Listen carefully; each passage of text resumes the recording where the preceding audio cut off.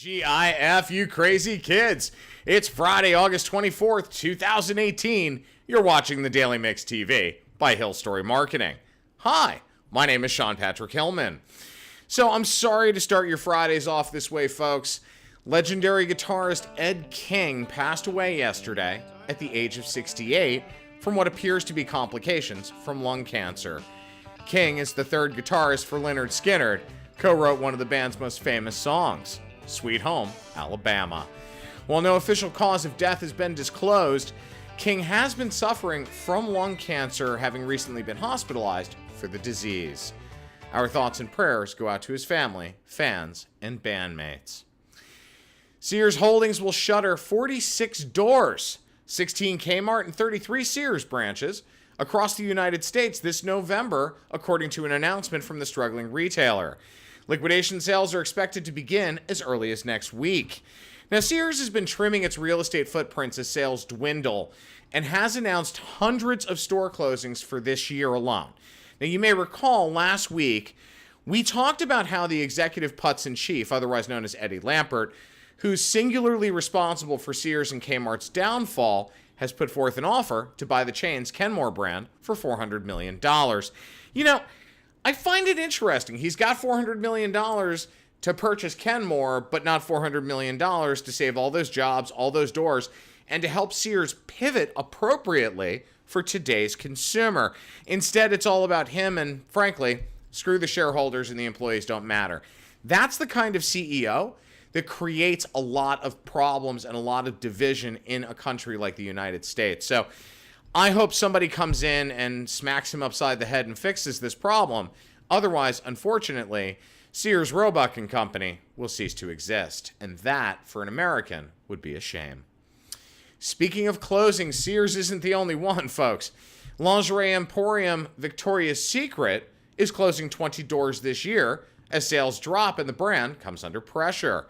Stuart Bergdorfer, the CFO of the retailer's parent company, L Brands, made the announcement in a call with investors yesterday.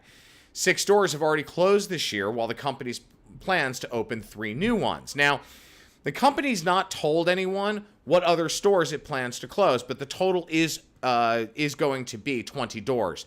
Now, L Brands reported its second quarter earnings on Wednesday, and same-store sales at Victoria's Secret, which includes the pink brand, were down by another 1%.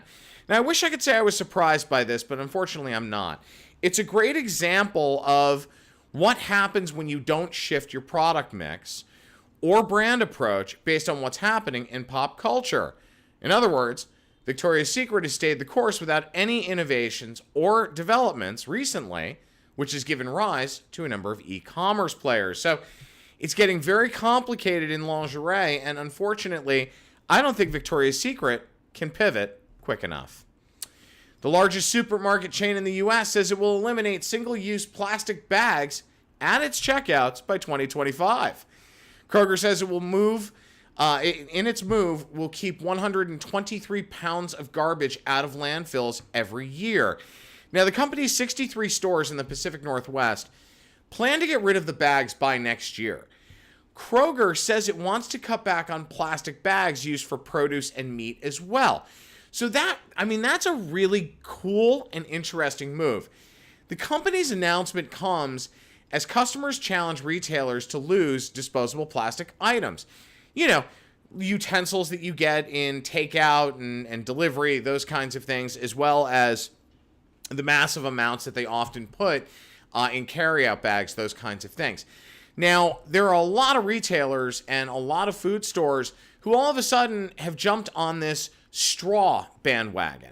Personally, the straw conversation's a non-starter for me, and shame on everyone for following this like sheep. Straws account for less than 0.02% of all plastic waste in the ocean, and that's where this argument started. It's about the actual water and how much garbage and crap we are constantly throwing in it, which is disgusting, and it's destroying our planet. But when you factor in less than 0.02%, that's ridiculous. It's a massive waste of money, and companies like Starbucks, you fall for it. You fall for what Starbucks does all the time. Starbucks is eliminating straws, but they're actually increasing their plastic usage because of the new sippy cup structure that they're using. So it makes no sense to me. In this case with Kroger's, I applaud them to the nth degree for taking this step, as I wish others would as well. It's a common sense approach to a very serious problem in terms of eliminating the biggest contributor to plastic waste in the ocean. Thank you very much, Kroger. Now for this week's Flashback Friday. 76 years ago this week, and ever since, eyeballs have been tearing up across the world for this film.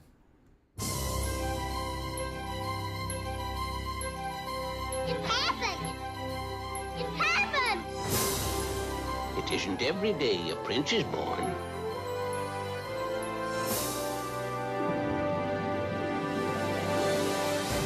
They call me Thumper.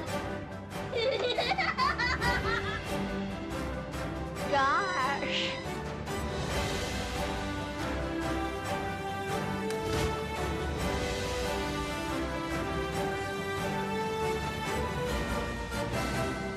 Quick! The thicket! He doesn't walk very good, does he?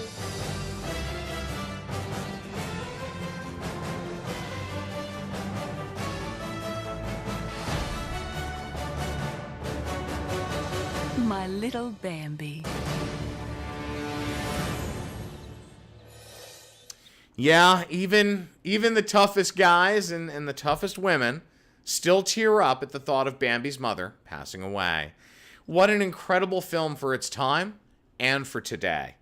I find it interesting how incredible the animation is that was hand-drawn versus the CGI or computer-generated imagery crap that we see today. The quality, in my personal opinion, was much better back then. My name is Sean Patrick Hillman. I'm the CEO of hillSTORY Marketing. I'm also the editor-in-chief of the Daily Mix TV. Thanks for watching, guys. Have a great weekend. We'll see you on Monday.